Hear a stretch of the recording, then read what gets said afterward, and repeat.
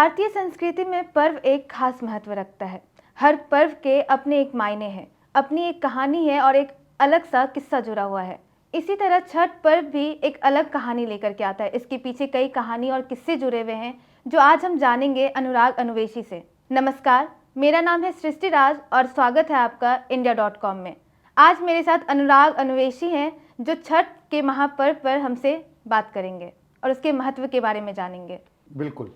तो सृष्टि, आपने मेरा स्वागत किया और सचमुच जिस उत्साह के साथ स्वागत किया, यही उत्साह छठ पर्वों पर भी दिखता है।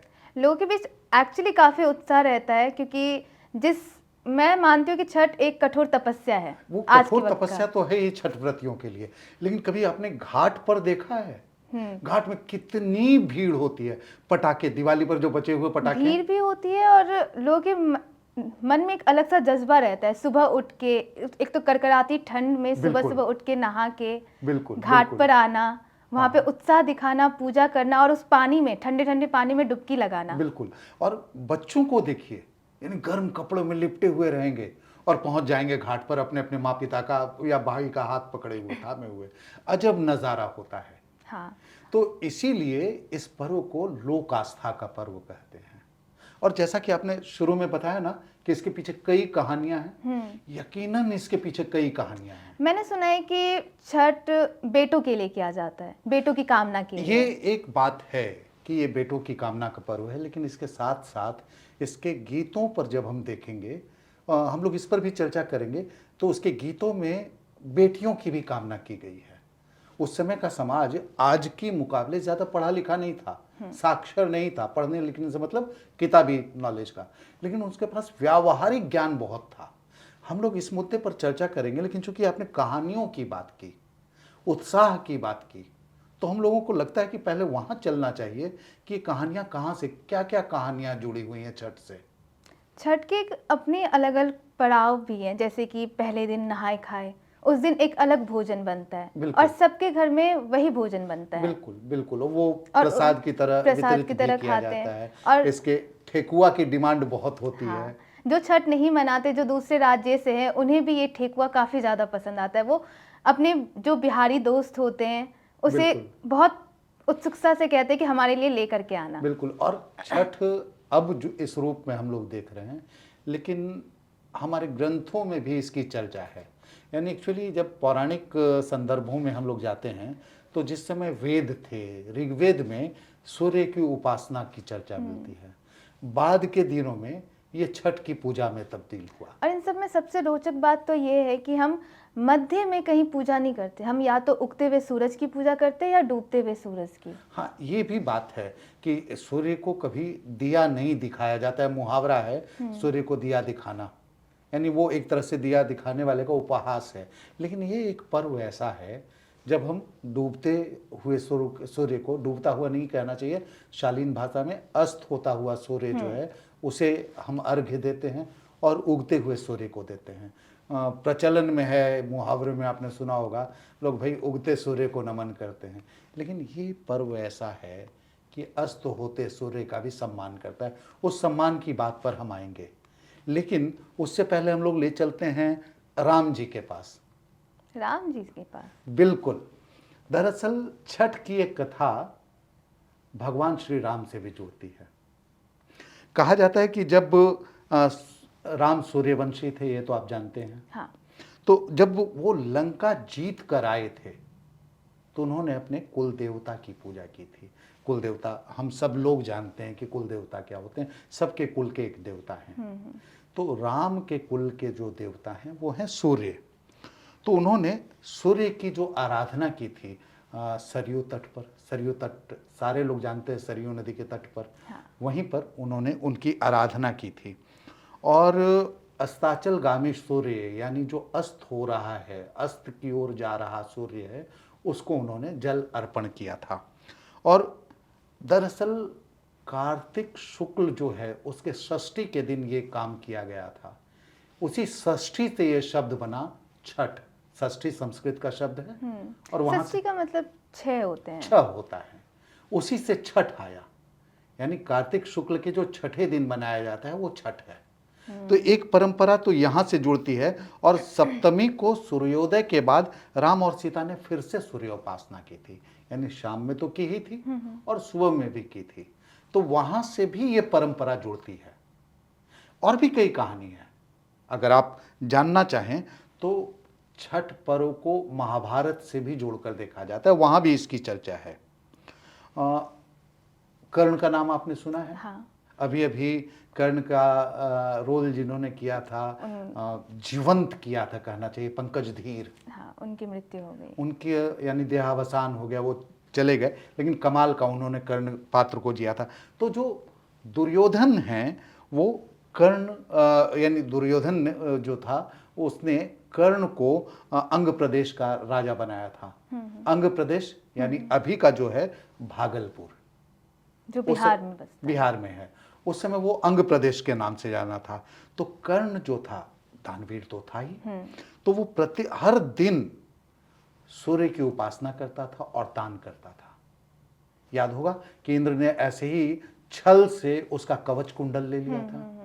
तो वहां जब वो उपासना करता था, दान दिया करता था, तो वहां से भी एक परंपरा चली और कुंती से लेकर द्रौपदी तक इस छठ का पर्व को करती रही हैं। इसका उल्लेख हमारे वेदों में है, हमारे शास्त्रों में है। और राजा प्रियंवद थे एक, उनकी पत्नी थी मालिनी। तो राजा प्रियंवद और उनकी पत्नी मालिनी ने सूर्य की पूजा की थी अपने संतान प्राप्ति के लिए। संतान के बजाय जो उनका मोटो था, जो मकसद था, वो पुत्र प्राप्ति का था, जो अभी आपने थोड़ी देर पहले कहा ना कि पुत्र प्राप्ति का। तो वो पुत्र प्राप्ति की मंशा से उन्होंने छठ किया था।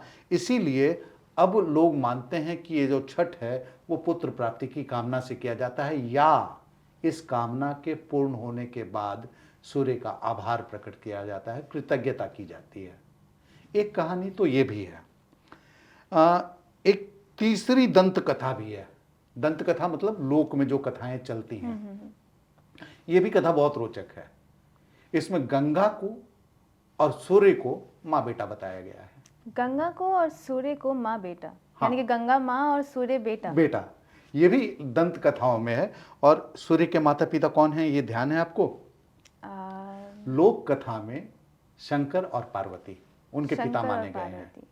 और एक बार कहते हैं कि सूर्य पर कोई संकट आया था। वो संकट कैसा था? एक राक्षस जो था उसको खाने के लिए बढ़ा। राक्षस। लेकिन वो भागते दौड़ते गंगा की गोद में गए और पार्वती ने जो था वो गंगा से विनती की कि मेरे पुत्र को बचा लो। गंगा ने अपनी गोद में सूर्य को संभाल लिया, लेकिन भी उस राक्षस से उसको बचा नहीं पाई, वो राक्षस ले गया। तो ये जो शोक है, ये गंगा को लगा कि मैं अपने बेटे को नहीं बचा पाई। तो वहां से ये रिलेशन बताया जाता है कि गंगा जो है वो माँ है और सूर्य जो है उसका बेटा है। और इसीलिए लोग गंगा में खड़े होकर सूर्य की आराधना करते हैं। अब कालांतर में, अब के दौर में गंगा की कई सहायक नदियां हैं। देश की जितनी भी नदियां हैं उनको मान लिया गया है कि जाकर गंगा में शामिल होती हैं। इसलिए हर नदी उनकी निगाह में गंगा है और हर नदी पवित्र है। एक रोचक बात और इसी क्रम में, इस विषय से थोड़ा सा भटकते हुए, आपको पता है किसी भी नदी में कोई भी शख्स सिर्फ एक बार स्नान कर सकता है। इसके पीछे का तर्क यह है कि जिस वक्त आदमी डुबकी लगा रहा होता है जिस भी नदी में, उसी पल वो नदी की पूरी बदल जाती है। पूरा का पूरा पानी बह चुका होता है। जब आदमी वहां से निकलता है तो एक नई नदी होती है। तो इसीलिए माना जाता है कि किसी भी नदी में आदमी सिर्फ एक बार नहाता है और वो जो पाप बहा देने की बात होती है, कहा जाता है कि आदमी जिस नदी में डूबा वो नदी उसका पूरा पाप लेकर बह गई, उसके बाद एक नई नदी है, आदमी वहां से निकला तो नया बना। तो खैर, ये तो एक दर्शन है। तो एक दूसरी बात है कि आप बोलेंगे शाम का अर्घ्य और सुबह का अर्घ्य कैसे? सूर्य की दो पत्नियां थीं, ये माना जाता है उसी दंत कथा में। एक का नाम था उषा और दूसरे का प्रत्युषा। प्रत्युष शब्द हिंदी का है जिसका मतलब होता है सुबह की पहली किरण। तो शाम का जो अर्घ्य होता है, अर्घ्य समझती है ना, वो हाँ हाँ, जो पानी जल, दूध से जल ढारा जाता है, सूर्य हाँ, को दिखाया सूप जाता है। के सूप चढ़ाते हाँ, वक्त। सूप जो दौरे में हाँ होता हाँ। है।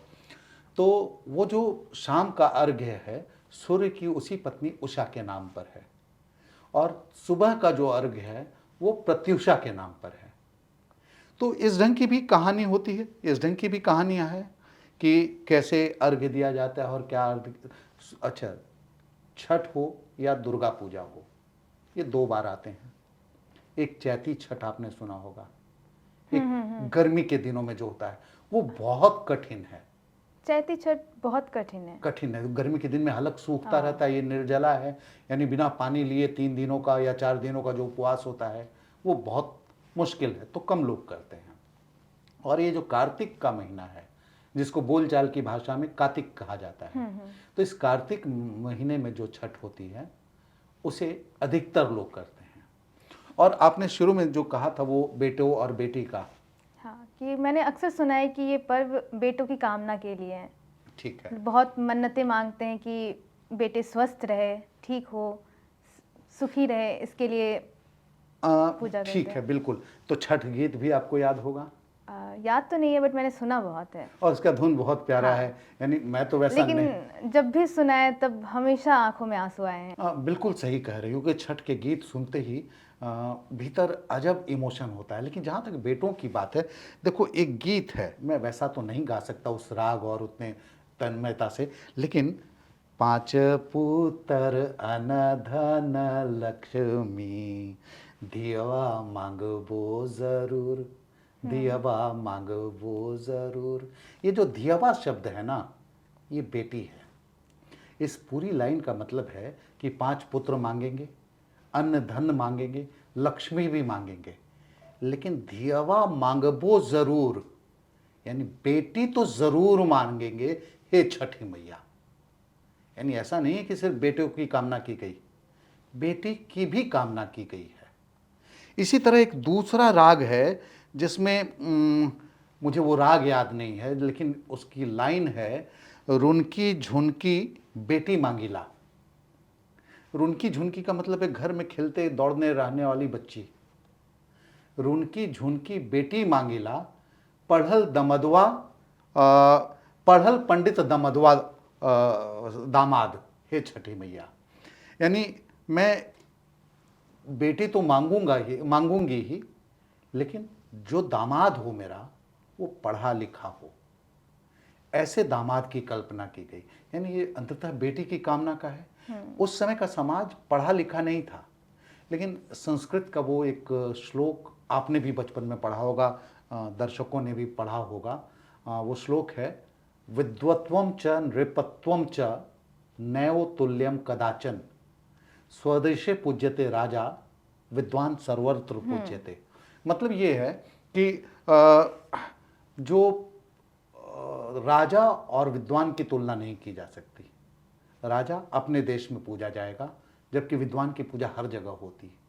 तो उस समय के लोग इस बात को खूब समझते थे, इसीलिए उन्होंने अपनी बेटी के लिए जिस दामाद की कल्पना की, वो शरीर से बलिष्ठ दामाद नहीं चाहिए, उनको मेंटल लेवल पर एक ऐसा दामाद चाहिए जो उनकी बेटी की इज्जत कर सके, उनकी रक्षा कर सके। और ये संदेश आज के भी समाज में जाना चाहिए। क्या सृष्टि, मैं गलत कह रहा हूँ? नहीं। तो इस लिहाज से आपको नहीं लगता है कि छठ वास्तव में लोक आस्था का महापर्व है? बिल्कुल। तो इस महापर्व पर हम लोगों को कहना चाहिए जय छठी मैया। शुक्रिया सृष्टि, आपने हमको ये अवसर दिया अपनी बात रखने का। तो दर्शकों, सुनाना आपने कि छठ की कितनी सारी कहानियां हैं। ये तो बस एक छोटा सा पड़ाव था, इसके पीछे भी बहुत सारी कहानियां बाकी है।